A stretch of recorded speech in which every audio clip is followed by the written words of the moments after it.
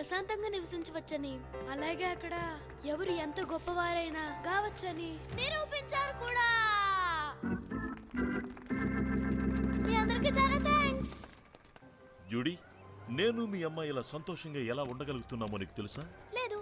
మేం కళలను పక్కన పెట్టి ఉన్నదానితో తృప్తిగా బతుకుతున్నాం, అంతేనా బోని? ఖచ్చితంగా అంతే. చాలా కష్టపడి నిలదొక్కున్నాం. అవును, సర్దుకుపోవడంలో ఉండే సంతోషం అదే జూడీ. మనం అత్యాశకు పోకపోతే నిరాశకే తావుండదు. కానీ నేను ప్రయత్నిస్తాను.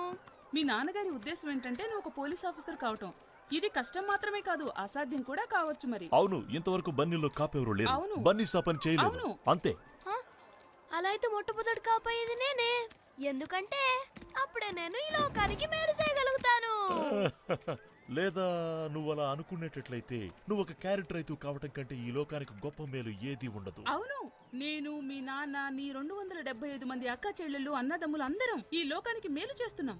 ఒక్కసారికి ఒక క్యారెట్. బాగా అర్థం చేసుకో, క్యారెట్స్ పండించడం కంటే గొప్ప వృత్తి ఏది ఉండదు.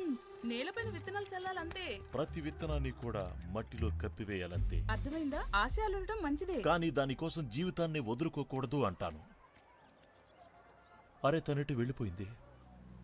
మర్యాదగా టికెట్స్ నాకు ఇచ్చేయ్, లేకపోతే నేనేం చేస్తానో నాకే తెలీదు. ఇంకా ఆపు గిడియన్. ఏం చేస్తావు? ఆపకపోతే ఏడుస్తావా? తను చెప్పింది విన్నావు కదా, ఇక చాలు ఆపు. నీ ముఖం బాగుంది లూజర్. ఆయన ఒక బన్నీ కాప్ గా మారగలదని ఏ లోకంలో రాసి ఉంది. మర్యాదగా నా ఫ్రెండ్ టికెట్స్ ఇచ్చేయ్. అయితే వచ్చి తీసుకో. కాకపోతే నేను ఒక నక్కని. నువ్వు మీ నాటకాల్లో చెప్పినట్టు క్రూరం వాళ్ళు మీలాంటి వాళ్ళని తినడానికి ఎప్పుడు సిద్ధంగా ఉంటాయి. పైగా డొనాల్డ్ నీ ప్రాణాలు తీయమనే చెప్తోంది. నాకు తెలిసేది డిఎన్ఏ అనుకుంటాను గిడియన్. నీకు తెలుసా? నాకు చెప్పక ట్రావెస్. నువ్వు నన్ను భయపట్టలేవు గిడియన్.